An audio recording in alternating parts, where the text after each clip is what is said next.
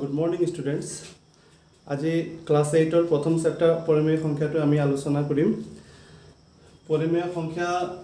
পাঠটো আলোচনাৰ আগতে আমি প্ৰথমতে কিছুমান সৰু সৰু সংখ্যাৰ বিষয়ে আমি জানিব লাগিব।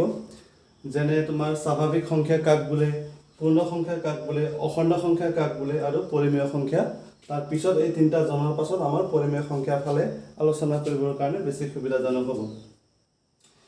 স্বাভাৱিক সংখ্যাটো একেবাৰে ইজি, হয়তো তোমালোকৰ বহুতে জানাই কাক কয়। আমি সাধাৰণতে সদায় ব্যৱহাৰ কৰি থাকোঁ পরিমেয় সংখ্যাটো, যেনে 1, 2, 3, 4, 5 এইবিলাক যিবিলাক আমি ডেইলি ইউজ কৰি থাকোঁ। 1, 2, 1, 2, 3, 4, 5, 6, 7, 8, 9, 10 এনেকৈ কৈ পেলাই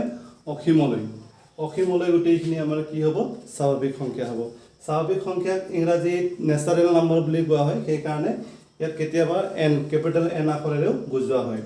গতিকে এইটো হৈছে আমাৰ কি? স্বাভাৱিক সংখ্যা। আটাইতকৈ সৰু স্বাভাৱিক সংখ্যা 1, কিন্তু আটাইতকৈ ডাঙৰ স্বাভাৱিক সংখ্যা নাই, অসীমলৈ গৈ থাকিব সি। দ্বিতীয়তে আহিল পূৰ্ণ সংখ্যা। পূৰ্ণ সংখ্যাত ডিফাৰেঞ্চ কি আছে? একেইখিনিয়ে থাকিব। 1, 2, 3, 4, 5, 6, 7, 8, 9 এনেকৈ কৰি কৰি অসীমলৈ একেইখিনিয়ে থাকিব, কিন্তু তাৰ লগতে 0 এটা থাকিব। আমি ইয়াত 0 নাপাওঁ। 1ৰ পৰা আৰম্ভ হ'ব স্বাভাৱিক সংখ্যা, কিন্তু পূৰ্ণ সংখ্যা আমাৰ 0ৰ পৰা আৰম্ভ হ'ব। 0ৰ পৰা বাকীখিনি গোটেই একেই থাকিব, 0, 1, 2, 3, 4, 5, 6 এনেকৈ অসীমলৈকে। তাৰপিছত আহিলে অখণ্ড সংখ্যা। অখণ্ড সংখ্যা কোনবিলাক? আমাৰ পূৰ্ণ সংখ্যা থাকিবই, 0, 1, 2, 3, 4, 5 এনেকৈ থাকিবই। লগতে আমাৰ যিটো সংখ্যা ৰেখা আছে, সংখ্যা ৰেখাৰ বাওঁফালৰ যিবিলাক সংখ্যা আছিলে, যেনে -1, -2, -3, -4, -5 এনেকৈ যিবিলাক ঋণাত্মক নম্বৰ সংখ্যা আছে, ঋণাত্মক ধনাত্মক 0ৰ সৈতে আটাইবিলাককে আমি অখণ্ড সংখ্যা বুলি কওঁ। তাৰপিছত আহিছে আমাৰ পাঠটোৰ প্ৰথম পাঠটোৰ যিটো পৰিমেয় সংখ্যা কৈ আছে, পৰিমেয় সংখ্যাটো কি? পৰিমেয় সংখ্যা সহজত বুজাবলৈ গ'লে, এতিয়া ধৰা এইবিলাকতো গোটা সংখ্যা আমি পালোঁ, কিছুমান এনেকুৱা সংখ্যা আমি পাম ন, ছাপ'জ 2/3 ভগ্নাংশ হিচাপত, -4/5, 8/3 এনেকুৱা ধৰণৰ সংখ্যাও আমি পাম। এইবিলাক কি সংখ্যা হ'ব তেতিয়াহ'লে? এইবিলাকতো স্বাভাৱিক সংখ্যা নহয়, কাৰণ স্বাভাৱিক সংখ্যাত আমি ভগ্নাংশ পোৱা নাই, পূৰ্ণ সংখ্যাটো আমি ভগ্নাংশ পোৱা নাই, অখণ্ড সংখ্যাটো আমি ভগ্নাংশ পোৱা নাই, কিন্তু আমি ক'ত পাইছোঁ? পৰিমেয় সংখ্যা। এইবিলাক যিবিলাকক p/q আকাৰত লিখিব পাৰি, তাৰমানে এই এনেকৈ মানে ভগ্নাংশবিলাক মই জেনেৰেল ৰূপত p/q ক'ব পাৰোঁনে? p/q ৰূপত, মানে এই ৰূপটো, এইটো যে আমি লিখিলোঁ ভগ্নাংশটো মই p/q বুলি ক'লোঁ, যে p/q ৰূপত লিখিব পৰা যিমান সংখ্যা আছে আটাইবোৰ সংখ্যাকে আমি পৰিমেয় সংখ্যা বুলি কওঁ। তাৰমানে এইটো pটো কি? অখণ্ড সংখ্যা, qটো অখণ্ড সংখ্যা, মানে অখণ্ড সংখ্যাক অখণ্ড সংখ্যাৰে হৰণ কৰি আমি যি সংখ্যা পাওঁ এই গোটেইবিলাকে হৈছে পৰিমেয় সংখ্যা। এই তিনিটা পৰিমেয় সংখ্যা। কিন্তু ইয়াত pq অখণ্ড সংখ্যা হ'লেও qটো 0 হ'ব নোৱাৰে, q not is equal to 0। তাৰমানে মই বুজাই আছোঁ। প্ৰথমতে মই ডেফিনেশ্যনটো লিখি দিওঁ তোমালোকক, পৰিমেয় সংখ্যা কাক কয়। লিখা p/q are hit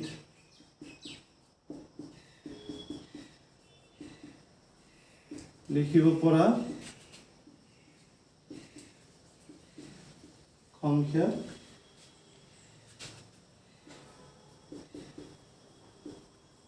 পৰিমেয়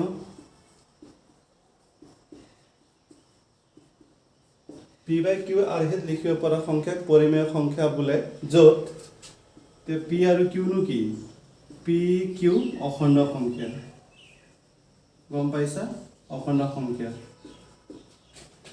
অখণ্ড সংখ্যা হ'লেও qটো 0 হ'ব নোৱাৰে। এইটো বৰ ডাঙৰ পইণ্ট এটা কোৱা হৈছে, যে qটো 0 হ'ব নোৱাৰে। q মানে হৰটো কেতিয়াও 0 হ'ব নোৱাৰে। মানে কি? এইটো অখণ্ড সংখ্যা, এইটো অখণ্ড সংখ্যা, অখণ্ড সংখ্যাৰে হৰণ কৰিলে, যেনে তোমাৰ ধৰা 2/3 অখণ্ড সংখ্যা হৰণ অখণ্ড সংখ্যা, এইটো এটা পৰিমেয় সংখ্যা হ'ব। -1/4 এইটো এটা পৰিমেয় সংখ্যা হ'ব। 0/4 হ'ব নাই? য়েছ, এইটো এটা অখণ্ড পৰিমেয় সংখ্যা হয়, কাৰণ p/q are hit আছে এইটো, কিন্তু qটো 0 হ'ব নোৱাৰে, qটো 0 হোৱা নাই, pটো 0 হ'ব পাৰে, একো নাই। কিন্তু ইয়াত যিটো ওলোটা হ'ব চাবাচোন, 4/0 এইটো কিন্তু তোমাৰ পৰিমেয় সংখ্যা হ'ব নোৱাৰে কিয় নোৱাৰে কাৰণ কিউটো 0 হ'ব নোৱাৰে মানে হৰটো 0 হ'ব নোৱাৰে ইয়াত হৰটো 0 হৈ আছে গতিকে এইটো তোমাৰ পৰিমেয় সংখ্যা হ'ব নোৱাৰে আচ্ছা এতিয়া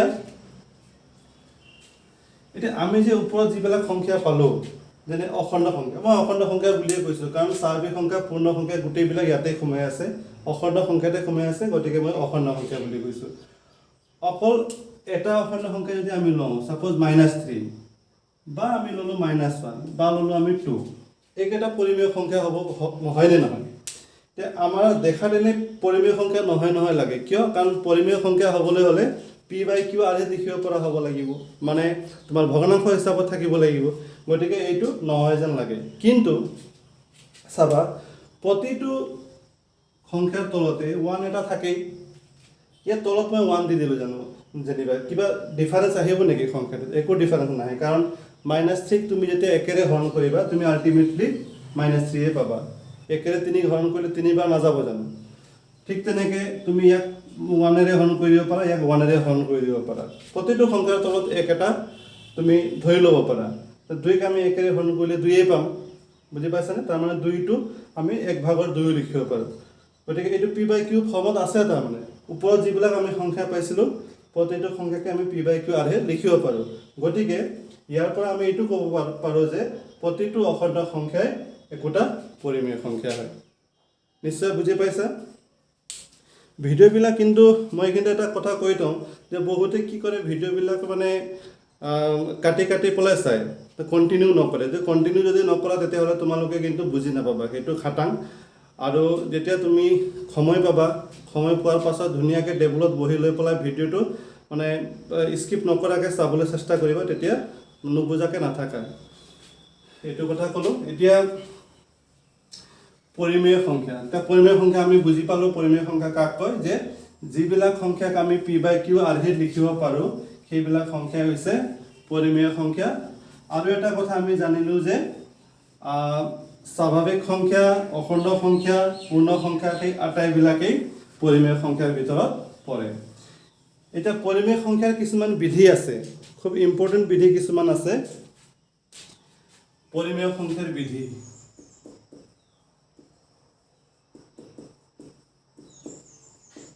পৰিমেয় সংখ্যাৰ বিধি পৰিমেয় সংখ্যাৰ বিধিবিলাক চোৱা প্ৰথম বিধিটো হ'ল তোমাৰ আবদ্ধতা এইটো ইংৰাজীত ক্লোজাৰ প্ৰপাৰ্টি বুলি কয় ক্লোজাৰ প্ৰপাৰ্টি এইটো কি বস্তু আবদ্ধতা বা ক্লোজাৰ একেবাৰে ইজি যোগৰ ক্ষেত্ৰত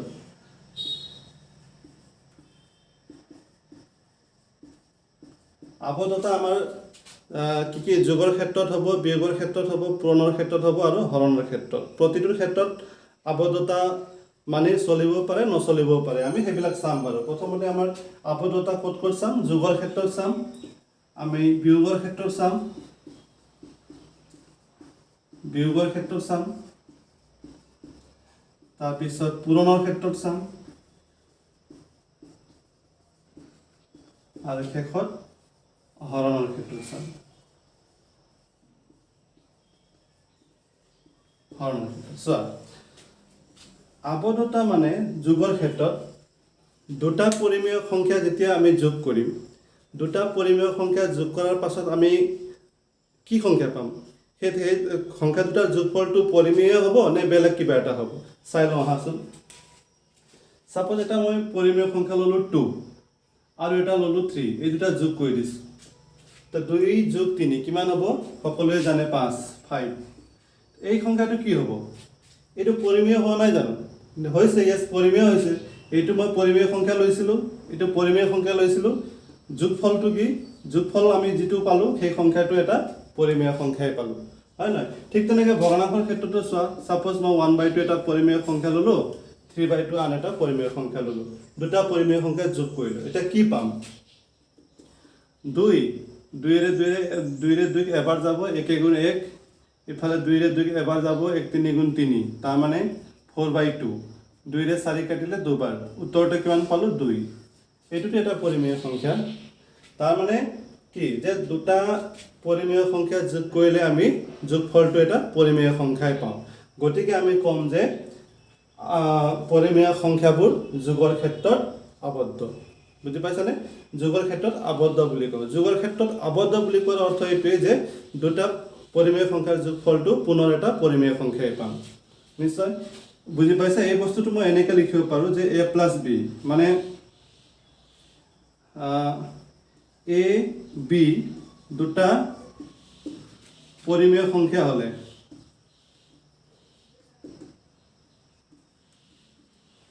বা পৰিমেয় সংখ্যাৰ ক্ষেত্ৰত a + b এটা a + b পৰিমেয় একো নাই এইটো মই সিস্টেমত লিখাই দিছো এইটো চালে হ'ল যে এইটো a এইটো b বুলি ধৰা a আৰু b a b দুটা পৰিমেয় সংখ্যাৰ ক্ষেত্ৰত a + b কৰোতে কি পাইছো a + b যি ওলাব সেইটো এটা পৰিমেয় হ'ব গতিকে আমি কম যে যোগৰ ক্ষেত্ৰত পৰিমেয় সংখ্যাবোৰ আবদ্ধ তাৰ পিছত যোগৰ ক্ষেত্ৰত আবদ্ধ বুলি লিখিব পাৰা এইটো তাৰ বিয়োগৰ ক্ষেত্ৰত কি হ'ব বিয়োগৰ ক্ষেত্ৰত হ'ব নাই বিয়োগৰ ক্ষেত্ৰতো একেই দুটা পৰিমেয় সংখ্যা ল'ম সিহঁতৰ বিয়োগফল কৰি চাম বিয়োগফলটো কি হ'ব এটা পৰিমেয় সংখ্যা হ'ব নে বেলেগ এটা হ'ব বেলেগ সংখ্যা পাম চাই লোৱা মই 2 আৰু 3 লৈছো সাপোজ 2 বিয়োগ 3 2 - 3 কৰিলো কিমান পাম 2 - 3 -1 নহয় জানো 2 - 3 আমি কিমান পাম -1 পাম -1 টো কি -1 টো অখণ্ড সংখ্যাওটো পৰিমেয় সংখ্যাতে পৰে গতিকে তাৰ মানে পৰিমেয় সংখ্যাই পালো দুটা পৰিমেয় সংখ্যা বিয়োগ কৰোতে আমি পৰিমেয় সংখ্যাই পালো আকৌ এইটো লৈছো 1/2 আৰু 3/2 মাইনাস কৰি চাইছো ইয়াতো একেই হ'ব 2 ইফালে 1 - 3 1 - 3 মানে -2 হ'ব কাৰণ প্লাস মাইনাস মাইনাস কৰি 3 - 1 2 ডাঙৰটোৰ আগত মাইনাস আছে মাইনাস সাইনটো বহাই দিলা তলৰ 2 2 ৰে 2 কাটিলে এবাৰ যাব সন্মুখত মাইনাস আছে তাৰ মানে উত্তৰটো কিমান পালো -1 পালো আৰু এই -1 এটা কি সংখ্যা পৰিমেয় সংখ্যা তাৰ মানে দুটা পৰিমেয় সংখ্যাৰ বিয়োগফলো পৰিমেয় সংখ্যা গতিকে আমি কি কম যে পৰিমেয় সংখ্যাবোৰ বিয়োগৰ ক্ষেত্ৰত আবদ্ধ যোগৰ ক্ষেত্ৰত আবদ্ধ পাইছিলো বিয়োগৰ ক্ষেত্ৰতো আবদ্ধ এইটো ইয়াত আবদ্ধ ইয়াতো আমি আবদ্ধ পালো সৰি এইটো ইয়াত লিখিব লাগিছিলে তোমালোকে এইটো বুজি ল'বা নিজে এইটো ইয়াত লিখিব লাগিছিলে মই ওপৰত লিখি দিলো বিয়োগৰ ক্ষেত্ৰত এতিয়া হেল পূৰণৰ ক্ষেত্ৰত কি হ'ব আমি দুটা পৰিমেয় সংখ্যা পূৰণ কৰিলে পৰিমেয় পাম নে বেলেগ এটা পাম চাই লোৱাচোন এইটোৱে লৈছো 2 এটা পৰিমেয় সংখ্যা তাক আন এটা পৰিমেয় সংখ্যা 3 ৰে পূৰণ কৰিলো 2 3 গুণ কিমান 6 6 এটা পৰিমেয় সংখ্যা আকৌ ভগ্নাংশটো লৈছো মই 1/2 আৰু 3/2 পূৰণ কৰি দিলো দুটা পৰিমেয় সংখ্যা এতিয়া কি পাম আমি 2 2 গুণ 4 1 3 গুণ 3 এইটো পালো yes এইটো এটা পৰিমেয় সংখ্যা কিয় কাৰণ p/q আৰু হেতা আমি লিখিব পাৰিছো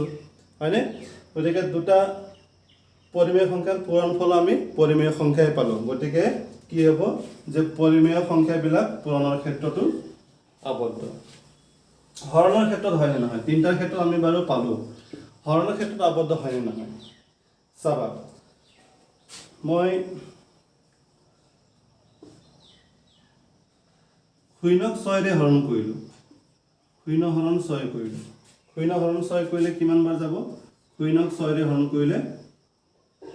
0 এটো পালো এটা বেলেগ এটা সংখ্যা লৈছো সাপোজ 6ক মই 0 ৰে হৰণ কৰিছো 6ক কি কৰিছো 0 ৰে হৰণ কৰিছো এটো যাবনে না যায় কাৰণ 6ক 0 ৰে হৰণ কৰিবই নোৱাৰো কোনো এটা সংখ্যা নাই যেটো সংখ্যা আমি 0 ৰে হৰণ কৰিব পাৰো কাৰণ 0 গুণ কৰা 0 পাবা 0 2 গুণ কৰা 0 পাবা 3 গুণ কৰা 0 পাবা 6 গুণ কৰা 0 পাবা তুমি 6 কেতিয়াও নাপাবা তাৰ মানে 0 গুণ 0 0 2 গুণ কৰা 0 পাবা 0 3 গুণ কৰা 0 তাৰ মানে প্ৰত্যেক বাৰতে 0 পাবা তুমি 6 কেতিয়াও নোপোৱা গতিকে এইটো সম্ভৱই নহয় বুজি পাইছানে এইটো আমি সংজ্ঞাবদ্ধ নহয় বুলি কম এইটো কি এইটো সংজ্ঞাবদ্ধ নহয় গতিকে এনেই 6টো এটা পৰিমেয় সংখ্যা 0 পৰিমেয় সংখ্যা কিন্তু পৰিমেয় সংখ্যাৰে আমি যেতিয়া হৰণ কৰিলোঁ তেতিয়া মানে কি হয় এইটো ৰিজাল্টটো আমি নাপাওঁ, সংজ্ঞাবদ্ধ নহয়। বুজি পাইছানে? গতিকে এইটো হৰণৰ ক্ষেত্ৰত আবদ্ধ নহয়। শূন্যৰ বাদে আকৌ বাকীবিলাক সংখ্যাৰ কাৰণে আবদ্ধ হয়, কিন্তু শূন্যৰ বাবে কি হয় হৰণৰ ক্ষেত্ৰত আবদ্ধ নহয়। এনেই বেলেগ বেলেগ তুমি দুটা শূন্যৰ বাদে বেলেগ সংখ্যা লৈ পেলাই চাবা, হৰণ কৰিবা, প্ৰতিবাৰতে কি পাবা এটা পৰিমেয় সংখ্যাই পাবা। কিন্তু শূন্যৰে হৰণ কৰিলে তুমি পৰিমেয় সংখ্যা নোপোৱা, যাৰ বাবে হৰণৰ ক্ষেত্ৰত আমি আবদ্ধ নহয় বুলি ক'ম পৰিমেয় সংখ্যাবোৰক। এইটো নিশ্চয় বুজি পাইছা? এইটো মই মুচি দিছোঁ।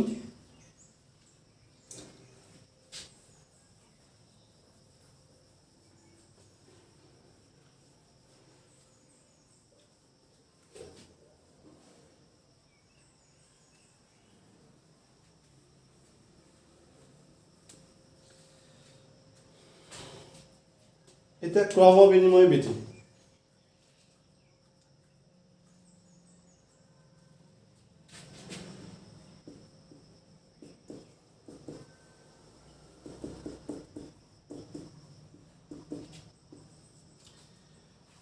ক্ৰম বিনিময় বিধি মানে কি? ক্ৰম বিনিময় বিধি মানে আমি যেতিয়া ক্ৰমটো চেঞ্জ কৰি দিওঁ, দুটা পৰিমেয় সংখ্যা ল'ম আৰু সিহঁতক যোগ কৰি চাম। আগত যেনেকৈ যোগৰ ক্ষেত্ৰত বিয়োগৰ ক্ষেত্ৰত পূৰণ হৰণৰ ক্ষেত্ৰত আছিলে, ক্ৰম বিনিময় বিধিটো আমি তেনেকৈ যোগ বিয়োগ পূৰণ আৰু হৰণৰ ক্ষেত্ৰত কৰি পেলাই চাম। ইয়াত কি হ'ব, দুটা আমি পৰিমেয় সংখ্যা ল'ম, সেই দুটা যোগ কৰি পেলাই চাম। তাৰপিছত সেই ক্ৰমটো আকৌ আমি সলনি কৰি পেলাই আকৌ যোগ কৰি চাম। তেতিয়া দুইটা ক্ষেত্ৰতে আমি ৰিজাল্টটো একেই পাম নে নাপাম। বুজি পাইছা? যেনে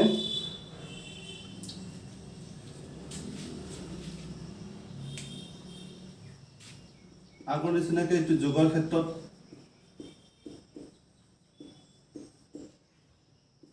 বিয়োগৰ ক্ষেত্ৰত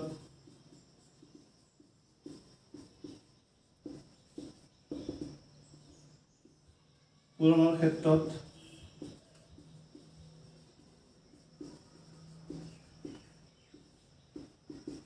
আৰু হৰণৰ ক্ষেত্ৰত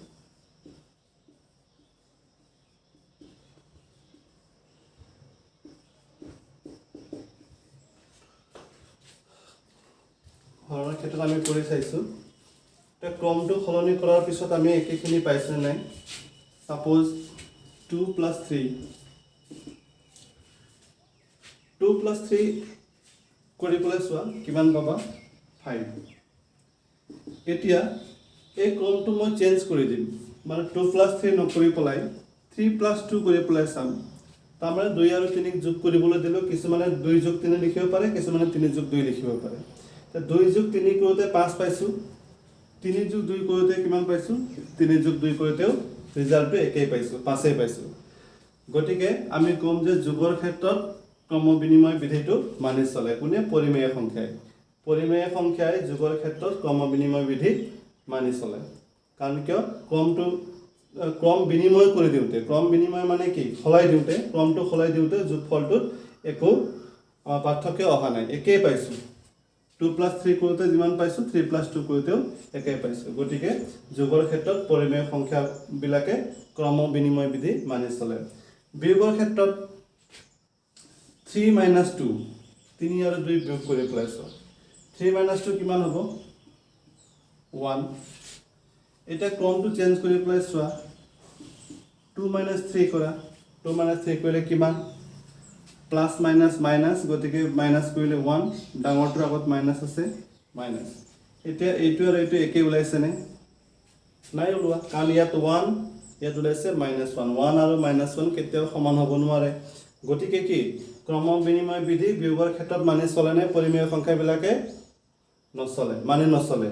কাৰণ আমি বেলেগ বেলেগ পাইছোঁ। ক্ৰম সলনি কৰি দিয়াৰ লগে লগে কি হৈছে? ক্ৰমটো সলনি কৰি দিয়াৰ লগে লগে উত্তৰটো বেলেগ বেলেগ ওলাইছে। গতিকে বিয়োগৰ ক্ষেত্ৰত ক্ৰম বিনিময় বিধি মানি নচলে পৰিমেয় সংখ্যাবিলাকে। পূৰণৰ ক্ষেত্ৰত কি হ'ব? 3 × 2 কৰিছোঁ, কিমান ওলাইছে? 6। এতিয়া ক্ৰম সলনি কৰি পেলাই পূৰণ কৰি চাম আকৌ। 2টো আকৌ 3টো পিছত, 2 × 3 = কিমান? আকৌ 6। একেখিনিয়ে পাইছোঁ, ইয়াতো 6 পালোঁ, ইয়াতো 6 পালোঁ। গতিকে পূৰণৰ ক্ষেত্ৰত ক্ৰম বিনিময় বিধি মানি চলে বুজি পাইছানে হৰণৰ ক্ষেত্ৰত কি হ'ব 3 হৰণ 2 কৰিলো জানিবা 3 হৰণ 2 কৰিতে কিমান ওলাইছে 3/2 ওলাইছে তা ক্ৰমটো চেঞ্জ কৰি ফলাই মই হৰণ কৰি চাম 2 3 ৰে হৰণ কৰি দিছো এটা কিমান ওলাব 2 3 ৰে হৰণ কৰি দিলে 2/3 তা 3/2 আৰু 2/3 দুটা একেই জানো নহয় কাৰণ 3 ক 2 ৰে তুমি হৰণ কৰা কৰি চাব পাৰা 3 divided by 2 2 1 * 2 এক থাকিল পইণ্ট দিলা 10 2 5 10 কিমান ওলাল 1.5 এইটো কিমান ওলাব এইটো তুমি হৰণ কৰিলে 0.66 পাবা গতিকে দুইটা ৰিজাল্ট আমি বেলেগ বেলেগ পাইছো গতিকে হৰণৰ ক্ষেত্ৰত কি হয় ক্ৰম বিনিময় বিধি মানি নচলে যোগৰ ক্ষেত্ৰত মানি চলে বিয়োগৰ ক্ষেত্ৰত মানি নচলে পূৰণৰ ক্ষেত্ৰত মানি চলে হৰণৰ ক্ষেত্ৰত মানি নচলে বুজি পাইছানে নিশ্চয় বুজি পাইছা তা ক্ৰম বিনিময় বিধি শেষ হ'ল এতিয়া আহিব আমাৰ সহযোগ বিধি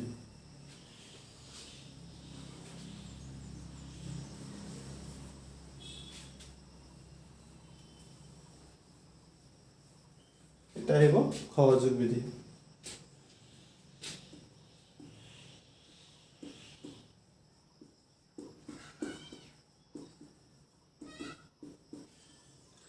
সহযোগ বিধি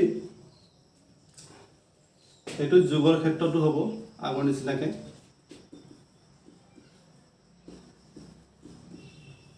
যোগৰ ক্ষেত্ৰত হ'ব বিয়োগৰ ক্ষেত্ৰত হ'ব মই এটা এটাকে দেখাই দিছো সহযোগ বিধিত আমি তিনিটা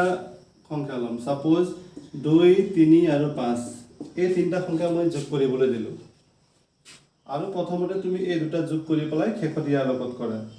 2 + 3 কিমান 5 এই দুটা যোগফল 5 পিছত কিমান আছে এটো 5 আছে 5 + 5 10 ওলাইছে এতিয়া চাবা আকৌ 2 + 3 + 5 লৈছো এবাৰ মই এই দুটা যোগ কৰিছো প্ৰথমতে এইটো তাৰ পিছত এইটো কৰি পেলাই যোগ কৰি চাম ইয়াৰ ওপৰটোত কি কৰিছিলো প্ৰথমতে এই দুটা যোগ কৰিছিলো ইয়াত মই পিছত দুটা যোগ কৰিবলৈ গৈ আছো এতিয়া চাবা 2 প্লাস ব্ৰেকেটটো ভাঙিলে 3 + 5 কিমান 8 2 + 8 কিমান ওলাব 10 2 + 8 10 দুইটাৰ ক্ষেত্ৰতে ৰিজাল্ট একে পাই আছো বুজি পাছানে তাৰ মানে এটো যদি মই a এটো যদি b এটো যদি c বুলি ধৰো তেতিয়া হলে a + b + c = a + b + c এটো পাইছো নে নাই পাইছো বুজি পাছানে তেতিয়া আমি কম যে যোগৰ ক্ষেত্ৰত সহযোগ বিধি মানি চলে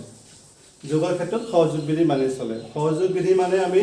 প্ৰথমতে দুটা যোগ কৰি পলাই সেই যোগফলটোৰ লগত পিছৰটো যোগ কৰিম তাৰ পিছত আকৌ কি কৰিম পিছৰ দুটা যোগ কৰি পলাই প্ৰথমটোৰ লগত যোগ কৰি চাম তেতিয়া দুইটাৰ ক্ষেত্ৰতে উত্তৰটো একে ওলাই নে নোলাই যদি ওলাই তেতিয়া হলে মানি চলে যদি নোলাই তেতিয়া হলে মানি নচলে যোগৰ ক্ষেত্ৰত আমি কৰি চাওঁতে দুইটাৰে যোগফলটো একে পাইছো কাৰণে আমি কৈছো যে যোগৰ ক্ষেত্ৰত সহযোগ বিধি মানি চলিছে পৰিমেয় সংখ্যা এতিয়া বিয়োগৰ ক্ষেত্ৰত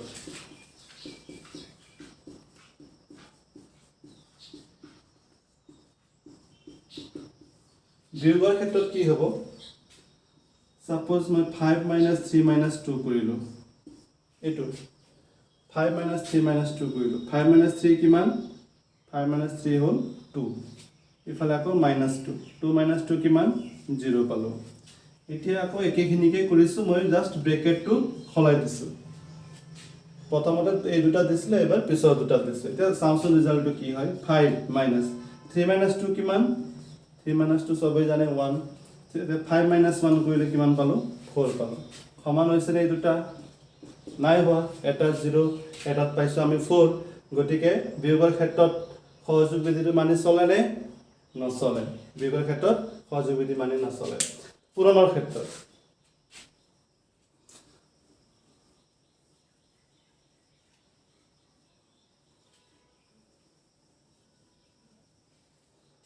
পূৰণৰ ক্ষেত্ৰত কি হ'ব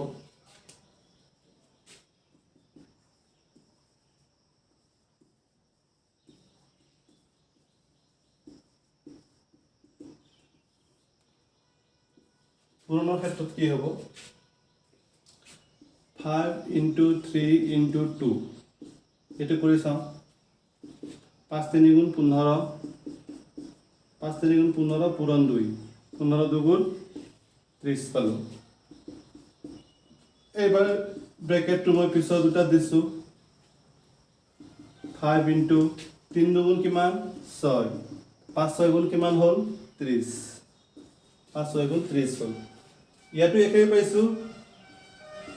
ব্ৰেকেট চেঞ্জ কৰি দিওঁতে একো আমি ডিফাৰেন্স পোৱা নাই ৰিজাল্ট একেই পাইছো হয়নে কোনোবাই এনেকেও কৰিব পাৰে কোনোবাই এনেকেও কৰিব পাৰে বুজি পাইছানে গতিকে আমি কম যে পুৰণৰ ক্ষেত্ৰত সহযোগ বিধি মানি চলে পুৰণৰ ক্ষেত্ৰত মানি চলে হৰণৰ ক্ষেত্ৰত চোৱা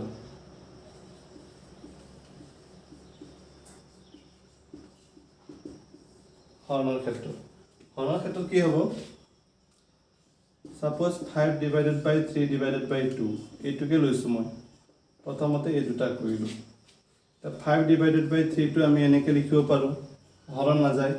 ইফালে আকৌ divided by 2 থাকিল 5 by 3 divide টো পূৰণ কৰি দিলে 2 টো কি হয় 1 by 2 হয় এটা আমি ক্লাস 7 ত পোৱা কথা একো ডাঙৰ নহয় এইটো পূৰণ কৰিলে আমি 5 গুণ 5 ইফালে 3 2 গুণ 6 5 by 6 পালো ব্ৰেকেটটো চেঞ্জ কৰি চাওঁ 3 divided by 2 কৰি চাওঁ তেতিয়া কিমান পাম 5 divided by 3 divided by 2 মানে কিমান এটো 3 by 2 এটা যদি আমি হৰণটো পূৰণ কৰি দিও তেতিয়া এটো কি হ'ব সলনি হ'ব 2 টো ওপৰলৈ যাব 3 টো তলত আহিব এতিয়া এটো 5 2 গুণ 10 ওপৰত 10 তলত 3 এটো 5 by 6 পালো ইয়াত পালো 10 by 3 দুটা সমান ওলাইছে জানো নাই ওলোৱা এটো বেলেগ বেলেগ ওলাইছে তাৰ মানে আমি ক্ৰমটো চেঞ্জ কৰি দিব নোৱাৰো গতিকে হৰণৰ ক্ষেত্ৰত সহযোগ বিধি মানি নচলে নিশ্চয় বুজি পাইছা হৰণৰ ক্ষেত্ৰত কম বিনিময় বিধিটো মানি নচলে সহযোগ বিধি মানি নচলে আমি কি বিধি পালো প্ৰথমতে আমি কি পঢ়িলো আবদ্ধতা বিধি তাৰ পিছত ক্ৰম বিনিময় বিধি আৰু সহযোগ বিধি এতিয়া পঢ়ি আছো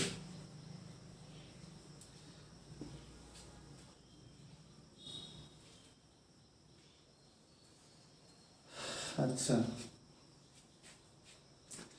এতিয়া সহযোগ বিধিৰ পাছত আমাৰ আহিব বিতৰণ বিধি খুবই ইম্পৰ্টেন্ট বিধি এটা যে 4 নম্বৰ হ'ব নিশ্চয় বিতৰণ বিধি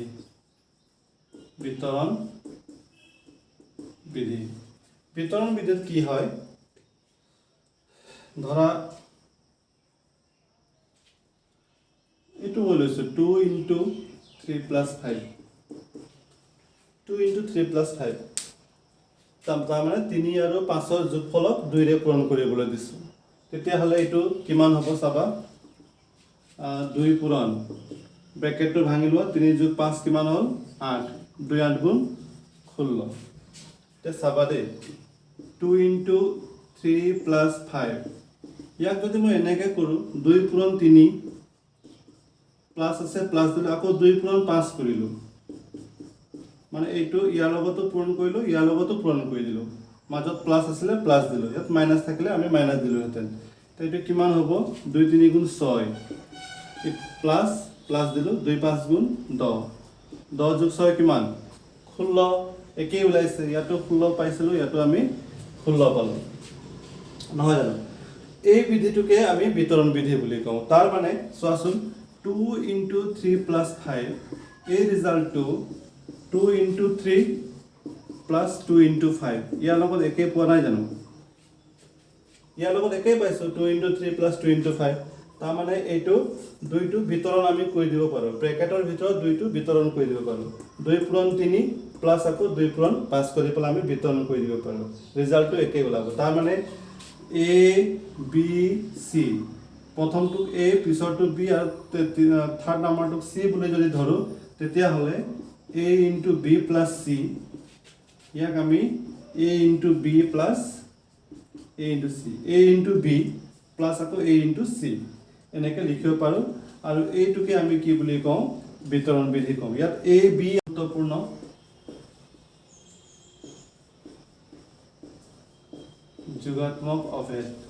যোগাত্মক অভেদ বা এডিটিভ আইডেন্টিটি বুলি কোৱা হয় এডিটিভ আইডেন্টিটিটো কি চোৱা 0 এটা এনেকুৱা পৰিমেয় সংখ্যা যিটো সংখ্যা আমি যিকোনো সংখ্যাৰ লগত যোগ কৰিলে কেতিয়াও যোগফলটো সলনি হৈ নাযায় মানে যিটো সংখ্যাৰ লগত যোগ কৰিম সেই সংখ্যাটো একেই থাকিব সেই সংখ্যাটো সলনি হৈ নাযায় যেনে 2 লগত 0 যদি মই প্লাস কৰো ৰিজাল্টটো 2 হ'ব কোনো ডিফাৰেন্স নাই 2 + 0 2 হ'ব 5 + 0 কৰা তুমি 5 পাবা 0 + 5/3 কৰা তুমি উত্তৰটো 5/3 পাবা বুজি পাইছা না তাৰ মানে 0 এ যোগফলটোত কোনো ডিফাৰেন্স নানে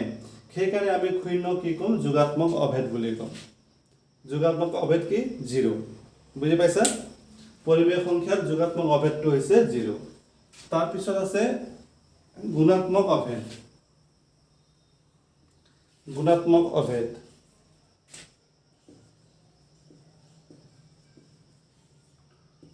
গুণাত্মক অভেদ গুণাত্মক অভেদটো কেনেকুৱা যে 1 সংখ্যাটোৰে তুমি যিকোনো সংখ্যাক পূৰণ কৰা যিকোনো পৰিমেয় সংখ্যাক পূৰণ কৰা পৰিমেয় সংখ্যাটো সলনি হৈ নাযায় আগত কি আছিল যোগাত্মক অভেদত কি আছিল যোগ কৰোতে সলনি হৈ নাযায় এতিয়া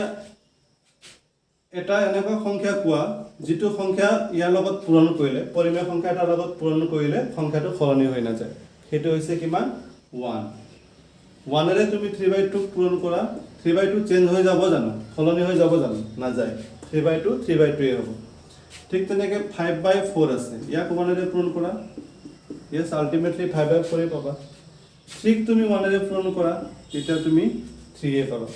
মানে একো চেঞ্জ হৈ যোৱা নাই আকৌ যেটো আছিল পূৰণ কৰি দিয়াৰ পিছতো একেই হৈ গ'ল বুজি পাইছানে গতিকে আমি 1 ক কি বুলি কম 1 ক আমি কম যে ই গুণাত্মক অভেদ পৰিমেয় সংখ্যাৰ গুণাত্মক অভেদ হৈছে 1 বুজি পাইছানে 1 ক আমি গুণাত্মক অভেদ বুলি কওঁ তাৰ পিছত প্ৰায় শেষ হৈছে আমাৰ ডিসকাশনটো দুটা বস্তু আছে যোগাত্মক অভেদ আৰু গুণাত্মক অভেদৰ পিছত এতিয়া যোগাত্মক বিপৰীত আৰু গুণাত্মক বিপৰীত আমি দুটা বস্তু পাম প্ৰথমতে চাও যোগাত্মক বিপৰীত যোগাত্মক বিপৰীত যোগাত্মক অভেদটো মই কি কলো 0 কলো এটা যোগাত্মক বিপৰীত হলে দুটা সংখ্যাৰ যোগফল যদি শূন্য হয় দুটা সংখ্যাৰ যোগফল যদি শূন্য হয় তেতিয়া হলে আমি সংখ্যা দুটাক এটা আনটোৰ যোগাত্মক বিপৰীত বুলি কওঁ যেনে 5 5 ৰ লগত কিমান যোগ কৰিলে আমি 0 পাম -5 যোগ কৰিলে 0 পাম নহয় জানো কাৰণ প্লাস মাইনাস মাইনাস হ'ব 5 - 5 0 আকৌ -2 লৈছো ইয়াৰ লগত আমি কিমান যোগ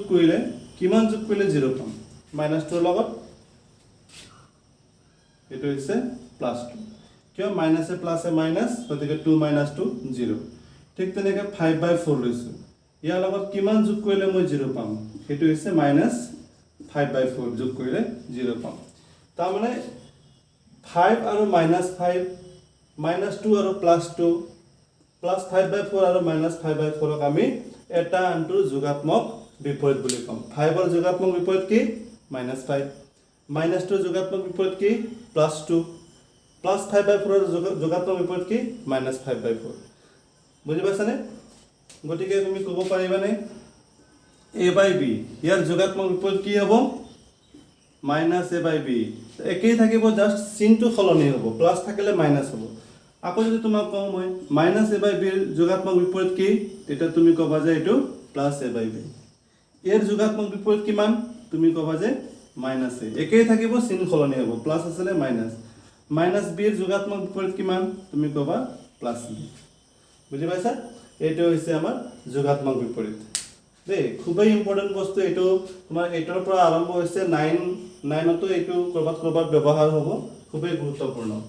তো যোগাত্মক অভেদৰ পিছত আমি চাম গুণাত্মক অভেদ গুণাত্মক বিপৰীত যোগাত্মক বিপৰীত পঢ়িলো এটা গুণাত্মক বিপৰীত